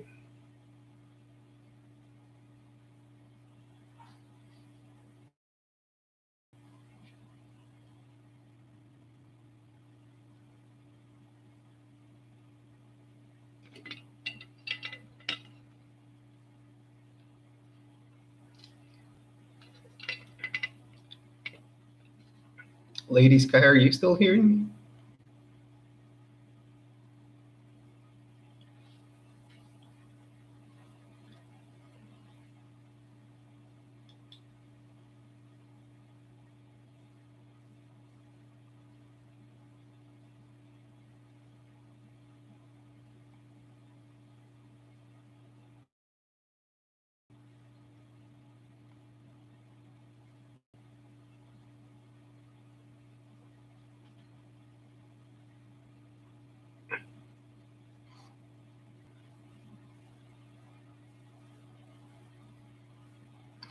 Okay, that's cool. So you're an ally. When I first came out at my work, like I basically came out slowly, kind of in a stealth fashion. I'm not like fully out. I know people know um, I am part of the family. Last year I do work for the Department of Veterans Affairs, so I work for the federal government. Now the federal government, we have a union at the Department of Veterans Affairs, and they back up the LGBTQ community so much. The federal government working for them, and last year when I still worked in the Florida VA during Pride Month. They had a table set up, and you could get a rainbow lanyard for your ID. I got it, and I remember, I was just coming out, kind of, at the time I felt I was more bisexual, and then I know I had just come out trans, but to work I haven't presented as a woman yet. But I got me my rainbow lanyard. They also had this wonderful little card to put on your ID with the LGBTQ flag that says I'm an ally. So I started, it took me about a week, and then I had a very, very, very devout Christian RN that I worked with, and I thought that she was going to be very judgmental. But finally, I just said, you know what? I said, screw it. I'm going to wear my lanyard. I got to think about myself and express myself. So I did. And now as I've moved over here, there's certain feminine things that I have expressed at work, but not to the full extent of, going dressed as a, completely as a woman. I have done my nails before, done some clear nail polish with like rainbow glitter in them. My hair was, this is a wig, but my hair was like, I had grown it down to the base of my neck. I just cut 3 inches off of it. So, you know, it, but, and then like I said, I'm like 4 months into hormone replacement therapy for the second time now. And uh, since I moved to New Mexico, is my second time going on hormone replacement therapy. Now I'm close to 4 months in, and I'm definitely starting to see the results of it. And I tend to wear, even though I'm a nurse, I don't really wear scrubs at work. I'm a primary care nurse. So we can wear these polo shirts from, that say, Department of Veterans Affairs. Some of those polo shirts are starting to fit a little tight around here. So, it's starting to, things are going to start showing soon. And I need to, I'll have it, once they really start showing, I'm going to definitely have to come out. I mean, as they are already.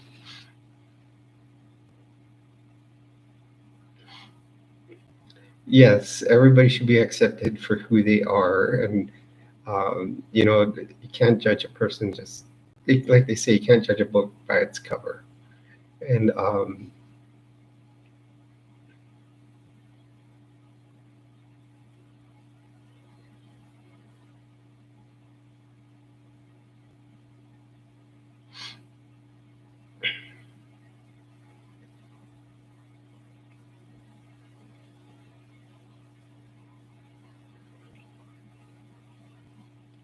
everybody's getting quiet in here. Am I talking too much?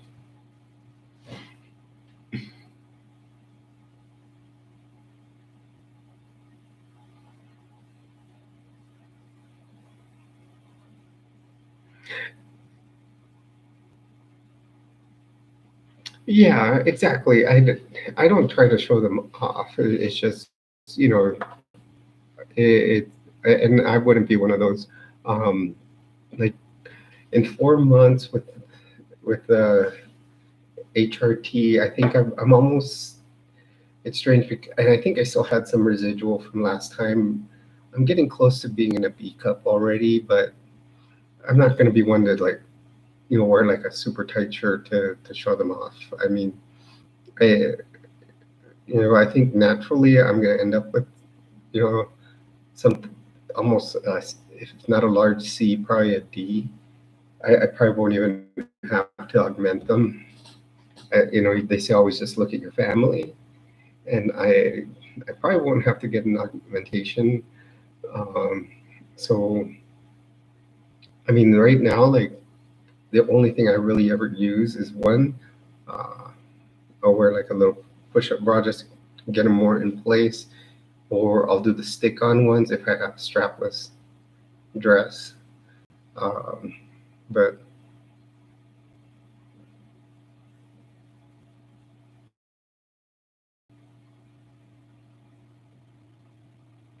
oh, I get it, Lena. I see what you're saying.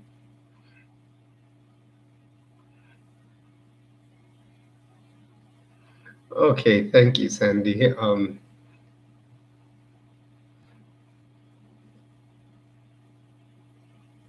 But yeah, my intent is not to be, one of those things. I just want to be comfortable with myself, be comfortable with my body, be me, and all my life, uh, there has been certain things within my body that give me dysphoria, which is that feeling of discomfort with my body.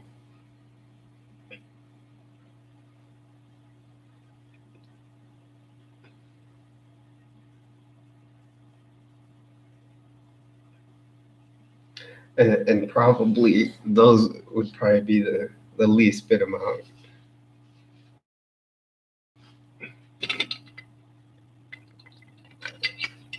Sorry, I have to keep my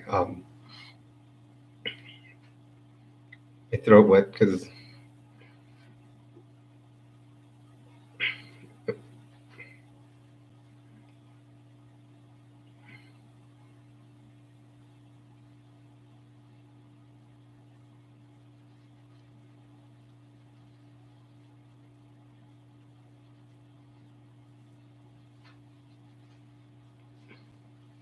yes, I have many different types of clothes, Sandy. I was just telling Lena, if you looked at my videos, oh, well, I have many different styles I like to do. Like this is just like a little skater dress. And actually, when you see my hair, right now, my hair, I have to do wigs because I unfortunately I came with a family that very big with male pattern baldness. But I have been doing with the Keeps program, which is finasteride and Rogaine. And probably if you saw my head, maybe I'll put a picture in one of my videos one of these days, and you can see the difference.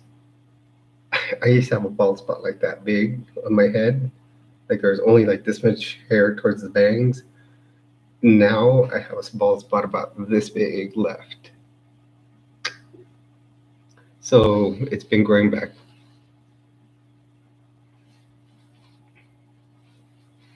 Naturally, it is a dark brown. And if like if you go through my other videos, you'll see that I'll wear blonde wigs sometimes. I've done all black. I have a full purple one. I also have an auburn one, an ombre auburn. So it's black around here, and then it comes down in auburn. So I mean, I like doing different styles. Also with clothing, I like doing different styles. I do from just casual, like I like to do triathlon. So sometimes, usually on Tuesdays, what I'll do is I'll come in with a little running tank top on, and because then it'll show a little more of the progress. Because Tuesdays are usually what I call Transition Tuesday, and I like to talk about, make like a little journal of my progress. And yes, I have found a style I like. Right now, my hair, I just cut it, but my regular hair was down to the bottom of my neck, and I cut 3 inches off of it up. And something I was saying earlier, actually, in this video was that now, even without my makeup, without the wig, my face is already starting to look really feminine in itself. So the reason I wear the wigs is mainly because that bald spot. Because once it grows in, I will probably, I don't know, I do want to dye it sometimes, or do another color other than the brown.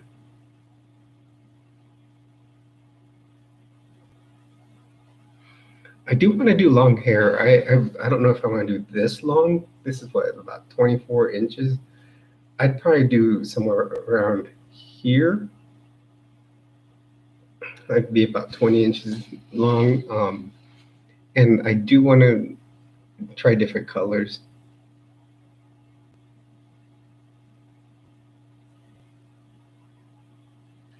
Well, let me tell you something.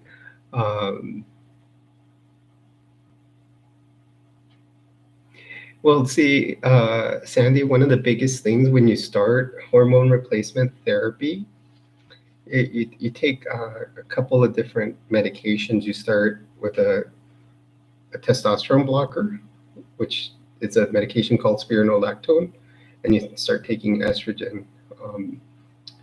And I'm on a third one that's also a a special testosterone blocker that stops the baldness and helps regrow the hair follicles. So the first effects you get when you start taking the estrogen is you get soft skin. The very first thing is you start, within a week or so, you start feeling smooth skin. Now, when you say but toned, I've been a swimmer all my life. I also like to cycle, and in the since let's see, I'm actually 53 right now, so I will tell you when I was 48, I did my first triathlon. So that's why I always tell people I have these. I'm cursed. I'm always going to have the big shoulders because of swimming. But, you know, it's one of those things that happens with swimmers. No matter what girl, swimmer girl you're talking to, whether it's, I'm always going to have those. And I don't care. I'll keep them.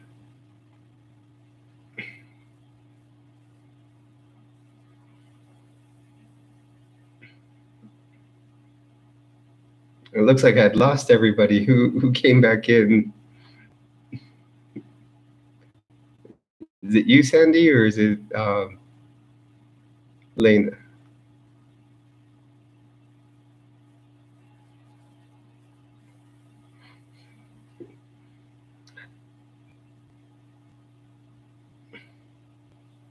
Oh, well, thank you about my shoulders. I don't know. Sometimes I think they're too wide, but when you do watch like swimming in the Olympics, you'll see those girls have very, very massive shoulders, or even triathletes. Like you can look up Lucy Charles. She's one of the best triathletes right now in the world, and yeah, she'll have them.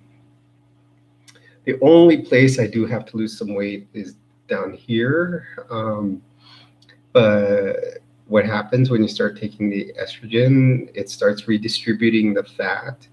So I'm starting, one, to see more of an hourglass shape in my body. Some of this fat will go down to the hip area and the gluteals, and some of it is actually being redistributed back into here. So, but I still need to lose some of it. I had one friend saying, "Oh, don't work out too much. Don't go running too much because, all the fat that you lose first is gonna come off the boobs." I'm like, I still need to lose some.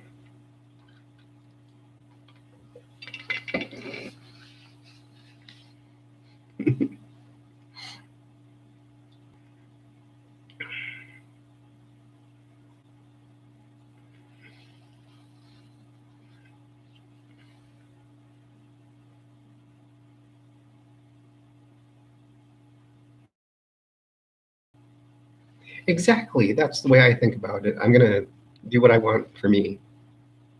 That's fine, Lena. I know your Wi-Fi's been going in and out.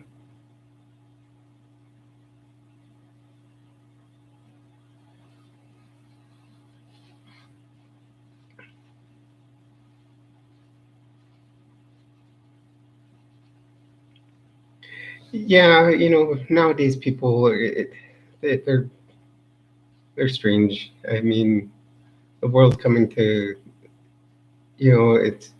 I'm glad I'm now in a place where,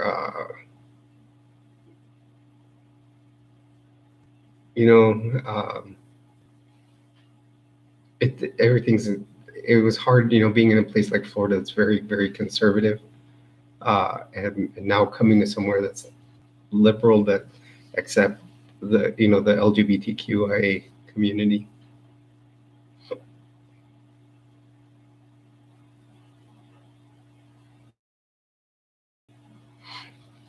And the thing I like about here in New Mexico is that it's actually very balanced.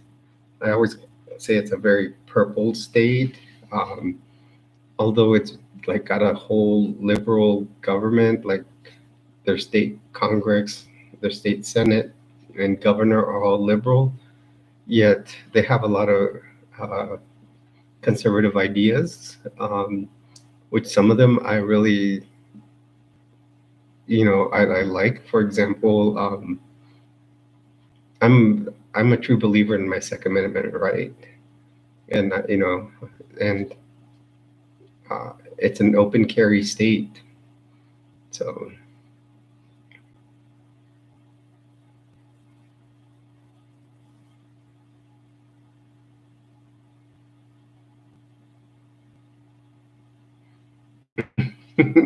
You're right. That's true.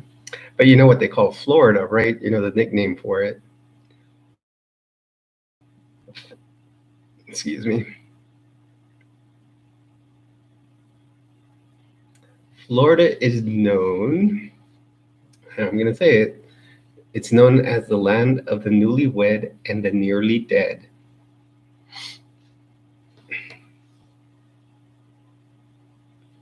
I used to have a friend that would, when I worked in the ER, he would actually answer the phone and say, Cape Coral Emergency Room, welcome to the home of the newlywed and nearly dead.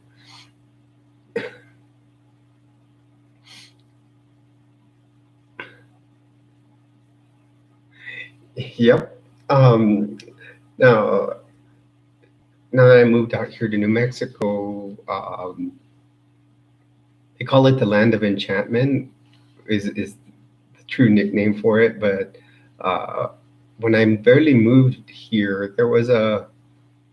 See, we're both Generation X, Sandy. I think I'm starting to like how you can bring up a lot of things that I can recognize.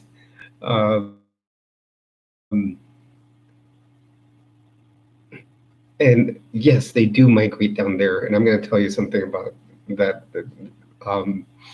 But here, it was funny. One of the cab drivers that brought me home from the airport, or brought me to my apartment from the airport when I first moved here, this place is called the Land of Enchantment, and it is very nice. It can enchant you. But he says, no, we call it the Land of Entrapment. So everybody has a nickname for their state.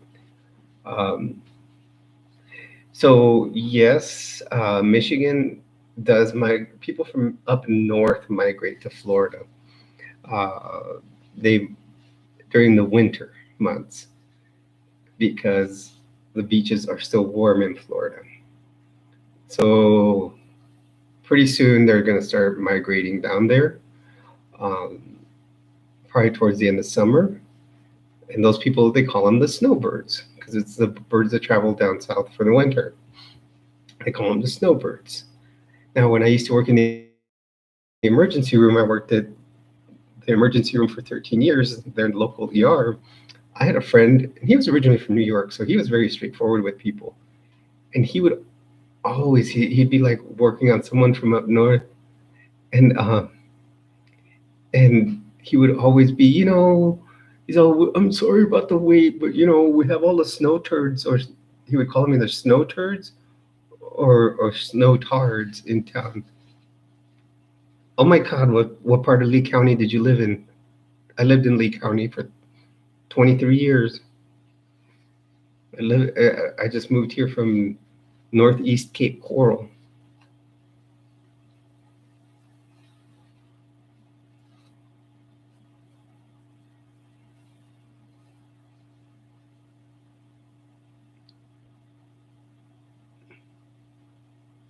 You're talking.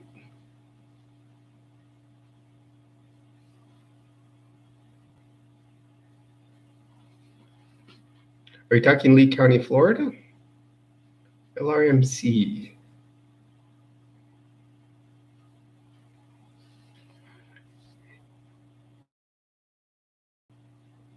And actually, you're the second person on my stream that I've met from Lee County. The other day, I had someone from South Fort Myers on here. Pretty soon, I'm going to think it's my ex-wife spying on me.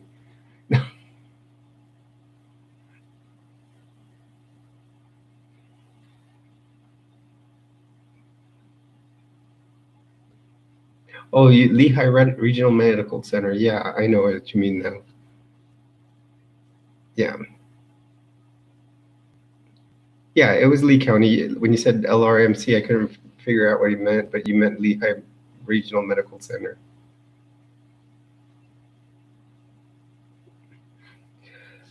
Yeah, and Lee County's kind of, it is the central part of where the snowbirds come.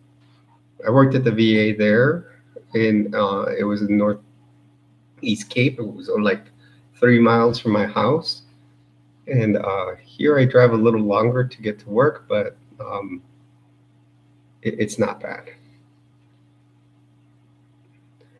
I kind of miss the big city. So I'm actually in Albuquerque now, and because I'm originally from,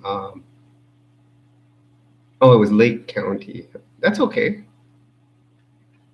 Um, but there is a Lee County down there. That's where I lived. But now I'm in Albuquerque. I missed the big city, so that was kind of the lure out here. But yet, there's so much to see out here in New Mexico.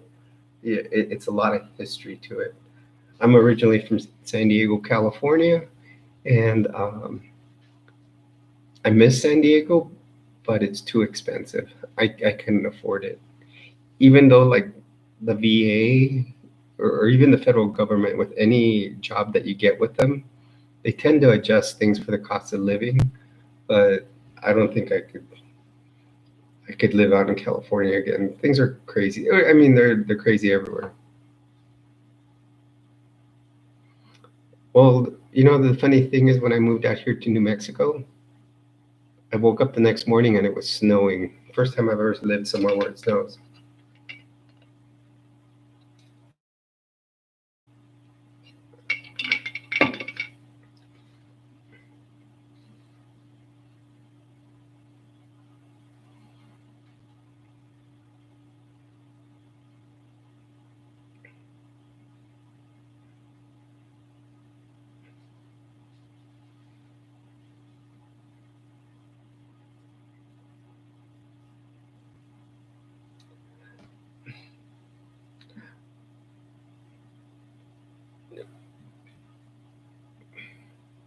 You know, ladies, I hate to say this is a great conversation we're having, and I could go on forever probably.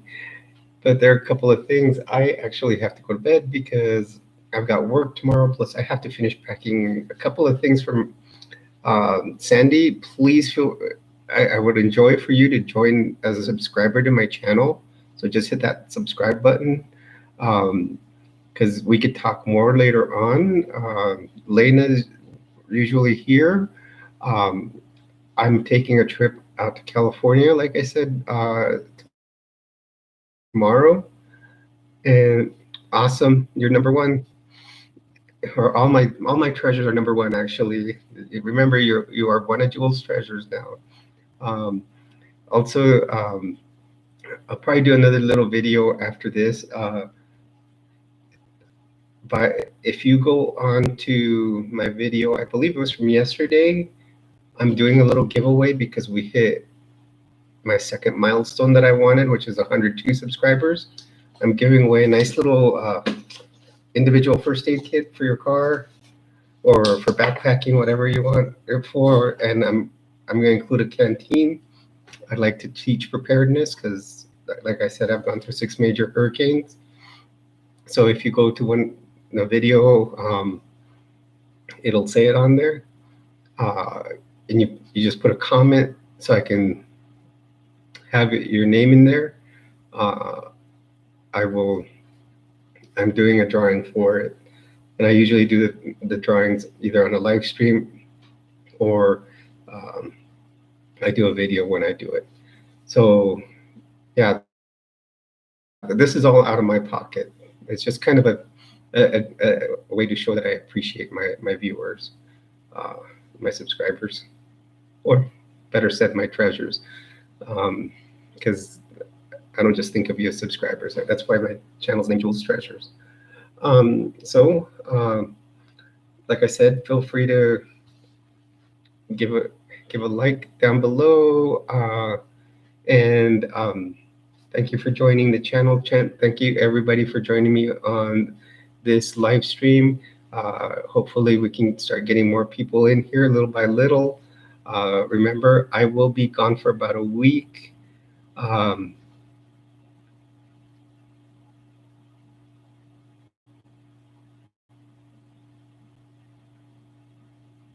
well, I hope you get. Thank you. Someone told me they were going to refer a bunch of people to my channel the other day, and that would get like 3,000.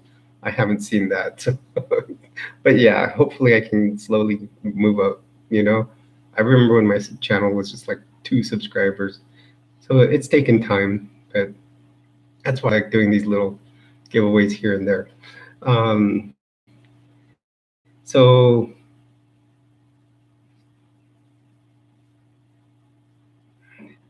So, like I said, once again, I do have to finish packing my stuff. I have very little left to pack. I'm just taking a little carry-on with me. Um, so, thank you for joining my channel. Thank you for joining me here on this live stream. All of you have a good night, and we'll see you probably around Juneteenth. So it'll probably be Wednesday, June 19th. If not, maybe I'll do one on the 18th when I get back, but that'll be in the evening. So probably more on Juneteenth, I'll do one. Have a good night.